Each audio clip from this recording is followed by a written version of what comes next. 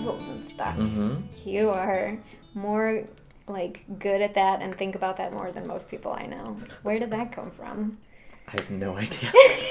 You like doing escape rooms, yes, Mm-hmm. and, like, immersive theater stuff. Yeah. And you write puzzles yourself. You did a lot of that with Spies. And I don't know. I just think that's really cool. I don't know a lot of people that do that.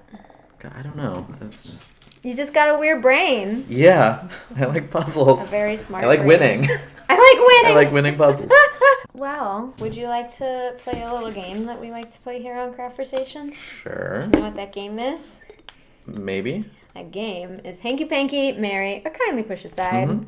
And as you saw, someone on Twitter gave us some suggestions from Westworld. Would you like to do those? Sure. I've only seen the pilot of Westworld, so I don't really know who these people are. But I can give you these, and then you can give me actors from Westworld. How about that? That'll work. I don't remember. It was Dolores and... I think Maeve. Yeah, I don't even know who that is. Have I seen her yet? She's the madam at the brothel. Oh, okay, that's what I thought. And Elsie? Is that a person? She's the one who I think looks like Ellen Page. Not really, but like she works in like programming. The one in the okay. I can never remember her like character name. Okay, I didn't know that was when I talk to her. either. I refer to her either as Juno or Ellen Page. That's really funny. I saw that actress and I was like, what have I seen her in? And I saw her from Raising Hope. That's how I remembered her. I don't know why, but I was like, I've seen that girl. But I didn't. Elsie sounds like an old-timey name. It really does. So I thought she must be an old-timey person. I've not been obsessed with the show. Do you love it? Ooh, yeah. You really love it. It's not a perfect show, but like I've not been this into a show in like a long time. Interesting. I watched the pilot, and I found it rather disturbing. So I was like, I don't think I want to watch anymore. But I don't know. I'm kind of curious. I was saying that the second episode is definitely worth watching because you follow two like guests. Like a lot of the show revolves around like these like robots in this like Wild West like theme park sort of, and like the programmers and the people like behind the scenes of it. But then you start following these two guests as they enter the park, and I think I just was so fascinated with that. And like, that's really interesting. So, Hanky Panky, Marry, Kindly Push Aside, Westworld edition. This is very viscous. How did this? That's why I was complaining earlier. Oh, it was very difficult. Elsie, I appreciate her like calling out the bullshit of the show. Sure. Being like, everyone has a secret agenda except me. I like that. But other than that, like, we don't know enough about her. So, sorry. So pushing her aside. Bye. Dolores is like really interesting at the beginning and gets less interesting as we go. Okay. She gets on this quest. Oh. Okay. That is less interesting. Okay. But she does wear pants. Whoa, pants. Later. It's pretty cool. She like seems like someone who, I mean, her whole thing is like the world's beautiful and like that seems like a nice thing that you could like build a relationship on. She like sees the good in the world, like okay. But like Maeve is like definitely like the most interesting. Are you okay? Yeah, I just got this gold glitter or gold paint everywhere except on myself. So, thanks. Yeah, Maeve, like... Is Hanky Panky or Marry? I mean, sort of both, but if I have to, like... You have to. Okay. I have to, or I'm going to be ejected from the seat. Have to, yes. Just, like, straight through the ceiling. Like, Hanky Panky then, yeah. For Maeve? Yeah. Okay, and Marry, and it has nothing to do with her being the madam, though. Yeah, okay, no. It really doesn't. Okay. Note that, like, those suggestions, only one of those was a human. Yeah. What's up with that? I don't know. Hannah Lonsdale, who gave us that suggestion. This was so hard. Actor suggestions for you? Yes, please. How did you do these? Why is this paint so difficult? I was, like, thinking we might need to water it down, but I didn't. But I didn't. Yeah. What if I poured a little water in here? Yeah, I'm going to do it. Oh, no, I put too much in it now. Yeah, like, now you don't have enough coverage. Don't try this at home, children. You can add a little water to, like... What if I add more paint? This is going to work. I'm gonna fix what I've destroyed. Okay, James Marsden. I don't remember his name. He's the other Hemsworth. Oh yeah, which one is he? He's not Chris or Liam. Right, but who does... He's the third one. I don't remember him on the show. He's like one of the security guys. Oh, yeah, okay. James Marsden. Okay. Other Hemsworth. Other Hemsworth. Let's do Bernard. Bernard. He's the programmer dude. Oh yeah, who is in Jeffrey Wright? Yeah, who is in Hunger Games? Yes. Yeah, Okay. That's how I knew who he was because of Hunger He's Games. so good on the show. He's great. Well, I'm gonna marry James Marsden because. Yeah, that makes sense. I would. What? I'd marry him. You would. Well, I don't want to hanky-panky our middle-aged friend, programmer friend, but I really like him. Can we, like, go out for coffee? And then I'll push him towards the side. Hey, you said that I would be ejected if I did not follow the rules of the game.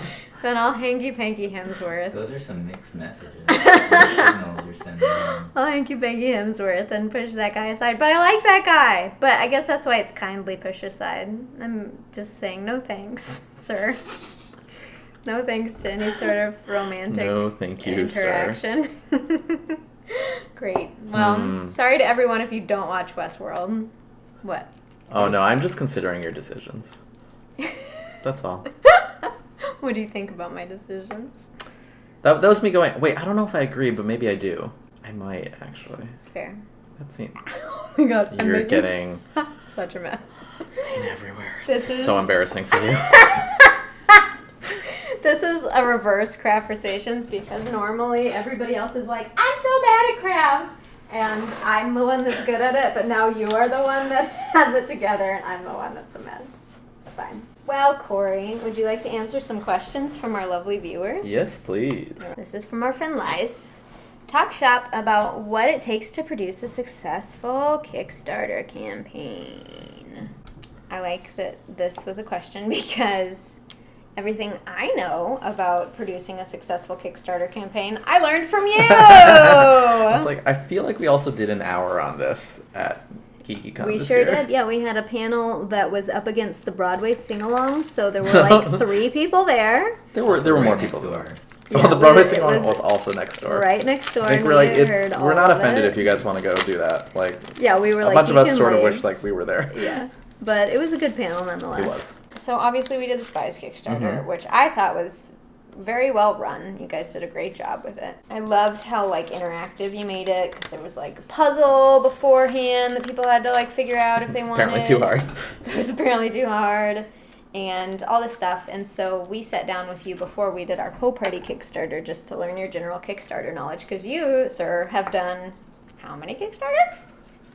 I think it's 7 now. Dang. I think it's 7 in the last 4 years, and that's terrible. That's insane. So That's you are the terrible. Kickstarter king.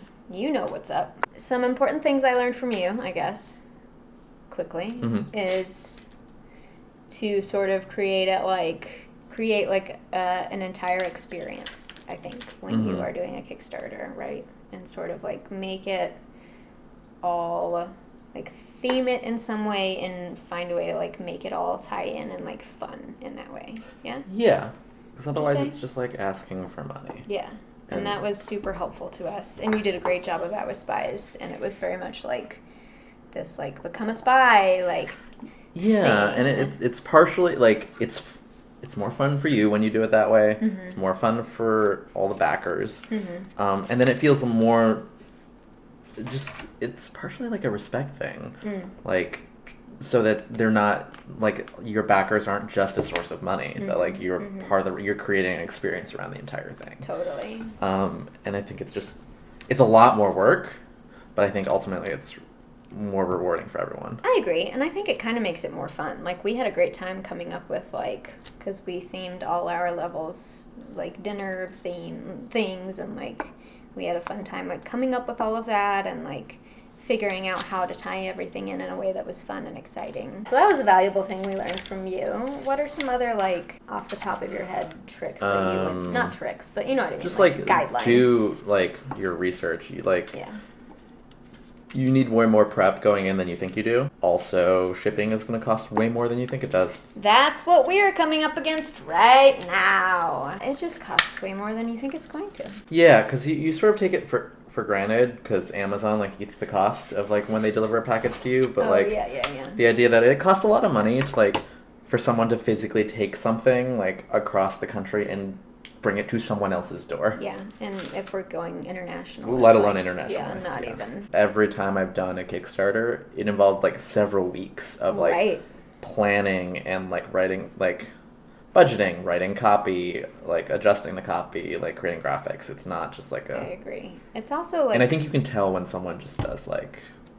Yes. Takes an afternoon and like posts the thing. I agree. And I think once you launch, like, it is a full-time job. Oh, it doesn't end. No. Yeah, and you will be doing yourself a favor if you do a lot of prep work, so that, because once it starts, at least for us, we were very involved with, like, obviously watching it go up, but also just like we were doing live streams and announcing cast, and like every day you're like, okay, what can I do today to like make it fun and exciting? The other thing is, it's not done. It's like a living thing. You can always change Very it. much so. Like right, totally. Up until the end of the campaign, like I'll be changing out graphics. I'll be swapping out like, how do we think this could go better? Like totally. I will like swap out thumbnails. I designed this card game with my friend Ray Vada and called Detective Bullshit, and we launched it, but I like did that one. I made a lot of changes to the page based on like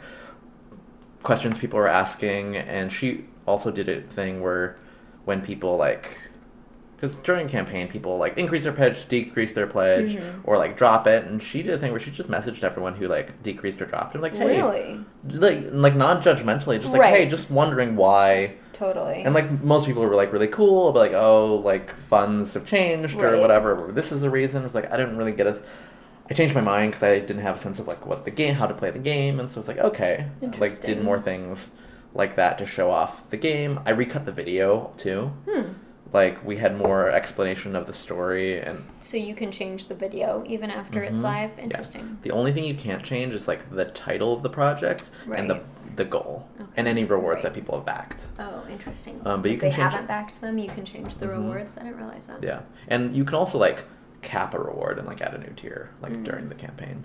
So you can change a lot, and so we did stuff like that where like for a game, we realized that people were less interested in us and like the story of us, and they're like, what's the game, how do you play it? So we cut out a bunch of that explanation from the video and focused on like the actual gameplay. I was also looking on like the Kickstarter game page, and there were just a lot of thumbnails that were all just like blue and like dark blue. So I changed, like ours was originally dark blue, so I changed it to like a lighter gray. That was still like in the world of our like branding. Right, your color but like scheme. Stood out a little more. That's interesting. And I hadn't even thought of that. It was like cleaner. It was like cleaner, and like brighter than a lot of like what other games were doing. That's the other reason why like it's also a full-time job, because like right, because you're like changing things. You can tweaking things and like how can we make this work better, like more like how can we give people more information, how do we keep people updated.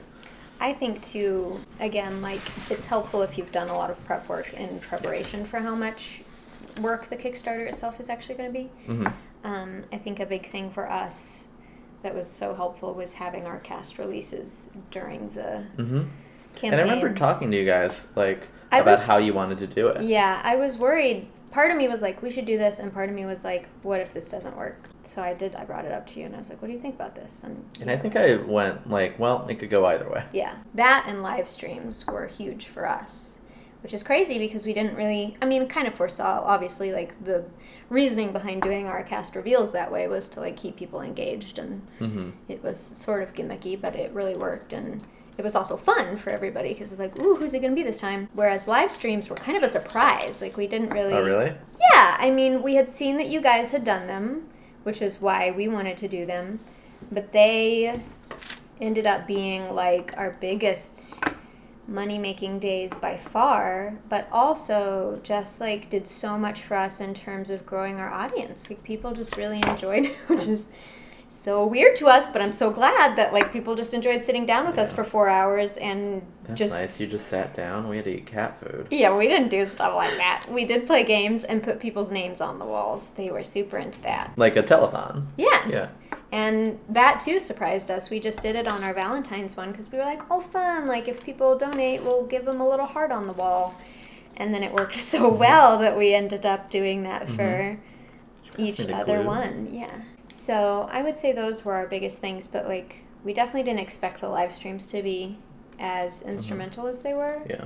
I also too not worry, but like if we do another Kickstarter in the future, I'm not sure how to recreate that feeling of excitement around the cast reveals that we had, because we probably don't want to do the exact same thing, but like having that thing to sort of propel us through the middle of it, which is always just a terrible time when you The trough of sorrow. when you want to die.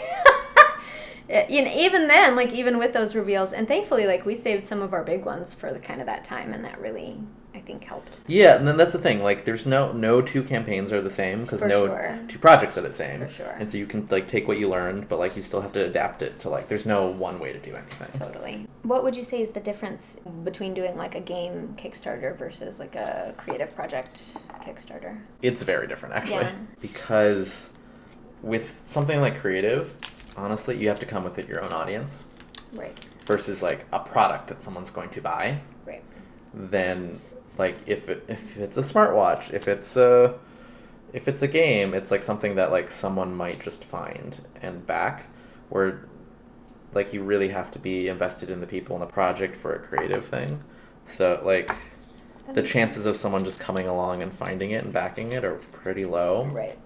Compared to like someone coming along and finding like, oh, this is a cool game, or like I want this suitcase. Right. Like it's more like shopping. It's like buying a thing. If you're doing a creative project, just know that going and be realistic. Don't expect like this mysterious money to like appear. It's not free money. I would completely agree, and I think luckily, I mean, we were in a good position because we do have an audience, which is really nice, but I think it can be really difficult if you don't have that. Totally. Because you're really relying on like friends and family to sort of fund your dream project. Which is like still like a great thing to do. Oh, totally. But like you have to, it's just about numbers and people and like what's realistic It's and really, how often you do it. Yeah, it's really interesting. Kickstarter is wonderful, and I am so glad that it's like made it possible for these projects to happen. But it's definitely not, free money. It's like so much work, and It's still like if you have a thing like worth seeing friends and family can make that happen, because for them it might just be $20. Like, right. And the whole point of crowdfunding is that if you get a lot of people with $20, you can like do something that you couldn't otherwise do. Absolutely, totally. And it's really nice as a creator to do that and to only be, beholden to your audience as opposed to if you're getting money from a company and all that stuff. Well, ultimately, there's no such thing as a free lunch anywhere. Right, exactly. You pay for it somehow. Yeah, exactly. Whether that's in Kickstarter, like that means in time and sometimes in like rewards and that sort of stuff. With investors, with like you pay for it with creative control or timeline or like distribute. You like pay in other ways. Yeah. How did it come about that you speak fluent Mandarin? My mom is from Taiwan. Yeah. So cool. And so yeah, I spent my most of my summers growing up in Taiwan. Did you? Mm-hmm. That's cool. Do you go often? You just went like last year, right? I went like basically every summer through high school, and then I didn't. I went in like 2006, and then I didn't go again until 2012 for my cousin's wedding. Oh wow.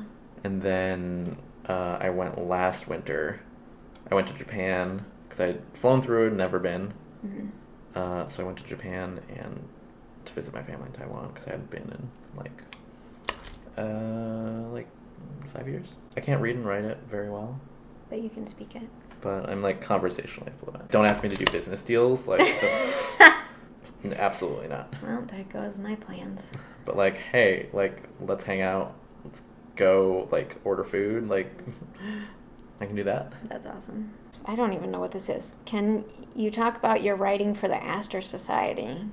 Oh. And you don't have to if you don't want to. This is a question we got. Oh, that's fine. And it's just a project that I stopped doing. Oh, and how storytelling and narrative work in that setting. I don't even know what that is. What is that? It was just a thing that Brian and I were doing. We like never actually sent it out. We actually have a puzzle thing that we like never quite finished. It's like almost done. Oh yeah? It was like sort of. Yeah, it's not what it is, but it's like an escape room by mail. You just like get an envelope, and we just were gonna try it out, and we got distracted. We just stopped doing it because we got busy with other Do you things. think you'll pick it back up? That's kind of a cool idea. Probably not. Yeah. Just in terms of the time. Corey, which of your projects turned out the most differently from how you originally envisioned it? That's It's like a tricky question Mm-hmm. because they never turn out the way I envisioned them. Really? That's sort of the process. Mm. That's part of the process. Like, they're always better than Mm. what I had hoped and envisioned. Mm. Like, that's sort of the goal. Mm-hmm. Like, it's never quite the same. There are, like, moments that play out there are moments that have, like, played out exactly the way I pictured them. That's cool. Like, the scene, and like, during the chase of Spies, Yeah. when you and Lauren and Tessa are up on the balcony, like, Mm-hmm. that played out exactly the way, like, I pictured it and conceived it. That's cool. The casino, too, actually. Like, Yeah. those were two scenes that, in writing the show, we're like, how do we do this? So it was like a hybrid, like, okay, we're writing this, but also trying to solve it with directing at the same time. Uh-huh. So we had this idea of, like, how it was going to be. Uh-huh. And it, like, was pretty similar. Did you see the behind the scenes for Spies? Yeah, of course I did. I think Brian used in that where, like, it's me in the kitchen, like, trying to explain what the finale Yeah, of Act 1 is going to be. Yes, I vaguely And it's remember that. almost exactly, like, because we didn't know how we were going to end the act with Clark and Pierce. We're like, how do we do this? And then we had this idea. And so, like, it's a weird thing where I'm not, like, singing. I'm just, like, saying random words. Uh-huh. Oh, yes. And they, like, basically did that, except there was also, like, Tessa at one point had a character where she was going to be a, like, room service, like, waiter. Uh-huh. Like, bellboy, where she, like, old man with a mustache, where she brought in a cheeseburger for the Baron. Oh, yeah. So there's, like, a weird, what they came up with and what was staged is pretty much what was in that video, except for the part where I go, cheeseburger, and, like, pretending to be Tessa pushing a cart really with a funny. cheeseburger across the stage. That's hilarious. So that's something where, like, it came out exactly the way I pictured it, Mm-hmm. but also not, because that changed and that went away. And like, Flop Stoppers, there are, like, specific shots that are exactly the way I pictured it, but overall, it's way better than I pictured it. So I loved Flop Stoppers. I think it's great. thank you. What are y'all's plans for it, if you can say? We want to release it eventually. Uh-huh. Like online on Yes. YouTube? Mm-hmm. But so we've submitted it to a couple festivals. Oh, We're great. also, who knows? Yeah. You can see about that. We also like the idea a lot, so we're possibly looking at, like, expanding it into something more. Yeah, we're, like, really proud of what we did in a very short amount of time. It's impressive. So I don't think we're totally done with it. That's awesome. But it's all, like, I don't know. Nothing's real until it is. Yeah. In this town. That's the truth. I feel like being an artist in the sense of, like, theater or film is different than, like, a fine artist, where you're the one directly in control of your output. Yes. So you can have a vision of what you want and then make it. that happen. Versus, I think there are people who work like that in theater and film, but I think the best people don't, because they surround themselves with other artists. There's so many facets to a project that you surround yourselves with other artists who are exciting and brilliant in their own way, so that they bring things to the table that, like, are better than what you imagine, so that ultimately, like, it becomes a collaboration, and it's something that you couldn't even imagine on your own. It's true. Also to that end, sometimes things happen that you don't want to happen, and they're outside of your control. Oh, And yeah. it's frustrating when your name is not, I don't know. It's just something I think about a lot, because especially when there are, like, multiple cooks in the kitchen and, like, your name is on something, but sometimes a lot of things Are not in your control. And they're not something you can, like, come out and, of course you wouldn't want to be like, well, I wanted to do it, you know what I mean? Yeah, and it's But it tricky can when be people... frustrating. That's not in response to any, like, recent project of mine, just in general. Oh, something. no, that just, like, I think we all experience that. Yeah. And it's tricky because everyone wants this idea of, like, an auteur, and, like, it's all you, but then also, like, you can't have that, because that's not really true, but then also there's certain things that are absolutely not in your control, and that, I don't know what I'm saying. No, it's that you're right. It can be frustrating, I think. And that's, like, part of the deal. I'm thankful Unfortunately. that, like, with Pool Party, for example, like, we got to make exactly what we wanted to make, and I'm just aware that in the future we might not always be so lucky, you know. Mm-hmm. Hey, Christmas hands! How did your stuff turn out? Those Good. look great. Yeah. Can you show us? I like how it's so clean, so Very- minimalist. You've got one of each color. A very specific palette. It's beautiful. Again, I don't think Amy would let me put them up if they didn't fit in the like palette. Of See, her that's tree. really funny. I'm a person that just like puts everything up in all of the colors. She was also saying that she buys a lot of crap, Yeah. and she's like, "But if all the crap is the same color, you can't tell Then it it's works. crap." Here are the ones I made. These are like delightfully colorful. Yeah, they're kind of colorful. Here's some sticker ones, and then I did this this glue and glitter technique, which I kind of like how it turned out. Well, thanks, Corey, for being on my show. Thank you for having me. Corey, Christmas hands. Where can people find you online if they want? I'm on the things as Corey Lubo, COREYLUBO. You can find me on the Twitters and the Instagrams and the Snapchats, YouTube, Tin Can Brothers. Yeah, get on there. Get on the Tin Tin Can Can Bros. Bros. Watch Spies if you haven't. This Yes. is harder to do than you make it look. I can't do all 6. Well, thanks, Corey, for being here. Thank you for having me. Happy holidays to you. You too. Thank you. Until next time, friends. Happy holidays and craft your truth. Bye. Now we juggle. This video is sponsored by Nikki Goad. Nikki is one of my patrons. She was a Poe Party Kickstarter backer, and she has helped me make many, many things this year. Thank you, Nikki. I hope you have a wonderful holiday season.